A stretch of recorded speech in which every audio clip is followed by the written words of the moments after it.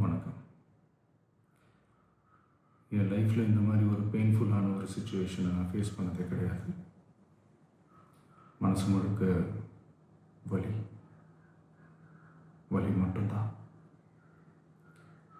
இந்த சுற்றுப்பயணத்தில் என்னென்ன மக்கள் பார்க்க வராங்க, அதுக்கு ஒரே ஒரு காரணம் தான், அவங்க என் மேலே வச்சிருக்கிற அன்பும் பாசம். அந்த அன்புக்கும் பாசத்துக்கும் நான் எப்பவும் கடமைப்பட்டிருக்கிறேன்.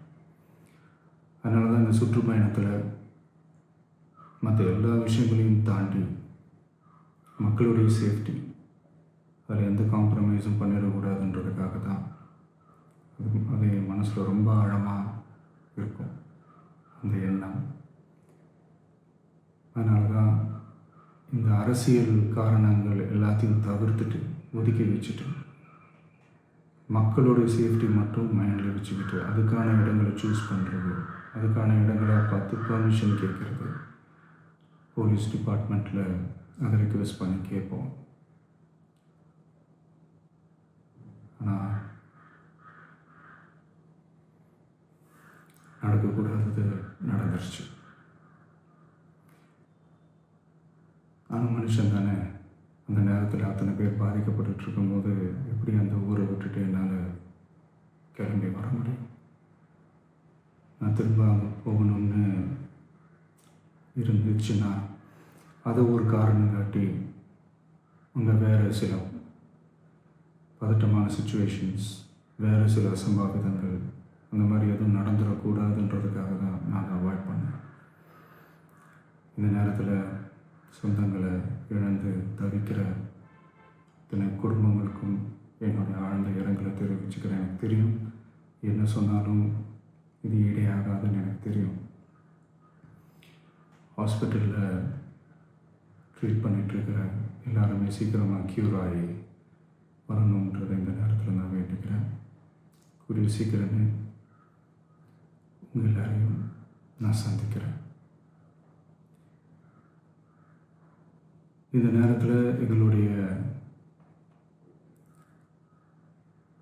வலிகளை, எங்களுடைய நிலைமையை புரிஞ்சுக்கிட்டு எங்களுக்காக பேசின அரசியல் கட்சிகளை சார்ந்த நண்பர்கள், தலைவர்கள் அனைவருக்கும் என்னுடைய நன்றியை தெரிவிச்சுக்கிறேன். கிட்டத்தட்ட ஒரு 5 மாவட்டத்துக்கு பிரச்சாரத்துக்கு போனோம். இந்த மாதிரி எதுவுமே நடக்கல. ஆனால் கரூரில் மட்டும் ஏன் எப்படி நடக்குது, எப்படி நடக்குது? மக்களுக்கு எல்லா உண்மையும் தெரியும். மக்கள் எல்லாத்தையும் பார்த்துக்கிட்டு இருக்கிறாங்க.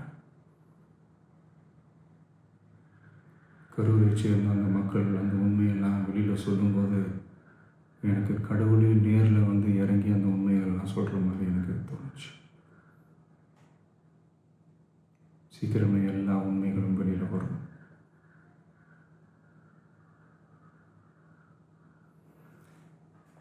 எங்களுக்கு தரப்பட்ட இடத்துல நாங்கள் போய் அந்த அந்த ஸ்பாட்டில் நின்று நாங்கள் பேசிட்டு வந்தோம். அதை தாண்டி எந்த தவறும் எங்கள் சைடில் நாங்கள் எதுவும் செய்யலை. பட் இருந்தாலும் எங்கள் கட்சியை சேர்ந்த நிர்வாகிகள், தோழர்கள் மேலே எஃப்ஐஆர், அது மட்டும் இல்லை சோஷியல் மீடியாவை சேர்ந்த நண்பர்கள், தோழர்கள் அவங்க மேலே எஃப்ஐஆர்லாம் போட்டு பிடிச்சிட்டு இருக்கிறாங்க.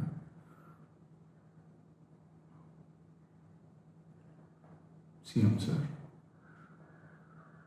உங்களுக்கு ஏதாவது இந்த பழி வாங்கணும் அப்படின்ற எண்ணம் ஏதாவது இருந்துச்சுன்னா என்ன வேணாலும் பண்ணுங்க. அவங்க மேலே கை வைக்காதீங்க. நான் ஒன்று வீட்டில் இருப்பேன், இல்லை நான் ஆஃபீஸில் இருப்பேன். என்ன வேணாலும் செய்யுங்க.